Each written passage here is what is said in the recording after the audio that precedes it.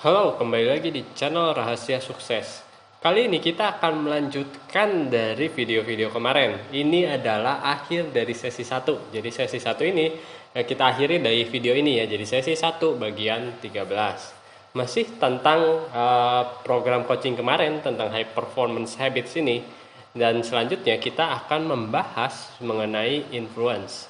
Dan pertanyaan untuk video kali ini adalah, how could I become more influential?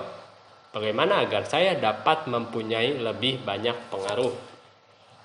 Jadi, kesuksesan seseorang tentunya dipengaruhi juga dengan tingkatan pengaruh atau influence dia yang ada di lingkungan sekitarnya. Termasuk juga bagaimana cara dia mempengaruhi dirinya sendiri. Tentu saja segala sesuatunya dimulai dari diri sendiri. Ketika kita mengetahui apa yang mempengaruhi kita, kita akan lebih mudah untuk mempengaruhi orang lain. Dan bagaimana cara kamu tahu gitu ya, apa yang mempengaruhi kamu, apa yang membuat kamu membuat suatu keputusan A dan keputusan B. Misalnya ketika kamu dikasih pilihan 1 sampai 10, kenapa kamu memilih pilihan yang misalnya kedua gitu ya. Nah, itu karena ada pilihan kedua itu mempengaruhi kamu gitu. Karena ada beberapa pengaruh yang akhirnya mempengaruhi di hidup kamu.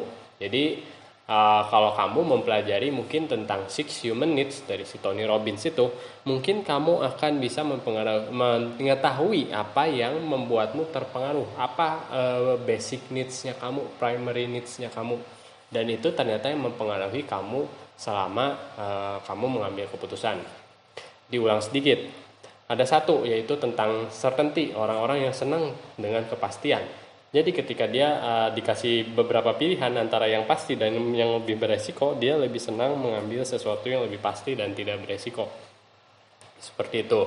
Yang kedua adalah uncertainty atau variety. Itu adalah tentang ketidakpastian atau variasi. Jadi orang yang senang dengan sesuatu yang baru. Gitu. Jadi ketika dia sudah mungkin bosan dengan rutinitas, ketika suatu saat gitu ya, misalnya dia lagi perlu orang-orang yang needs-nya adalah uncertainty. Ya dia antara selalu memilih pilihan untuk liburan atau misalnya mencari pekerjaan yang mungkin lebih menjadi tantangan gitu buat dia. Lalu ada orang yang signifikan adalah orang-orang yang senang unik.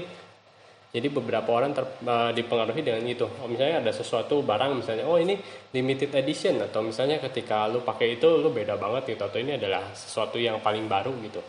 Nah, dimana itu akhirnya kamu bisa melihat proses mengambil keputusan kamu berdasarkan signifikan, kamu menjadi seseorang yang unik atau yang penting atau apapun itulah.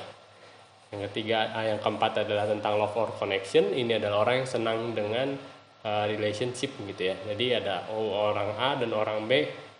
Misalnya alasan liburannya mungkin beda-beda. Ada satu yang tadi gitu ya, alasan liburannya untuk menghilangkan kejenuhan. Ada beberapa orang yang alasan untuk liburannya adalah untuk mendekatkan diri dengan teman-teman, dengan keluarga, seperti itu. Yang kelima adalah growth. Growth adalah orang yang senang berkembang gitu ya. Jadi dia mencari sesuatu yang bisa mengembangkan dirinya sendiri. Adalah pertumbuhan seperti itu. Dan keenam adalah kontribusi, di mana orang yang suka memberi. Nah, di antara ini kalian akhirnya bisa nih ya, bisa melihat pengaruh itu.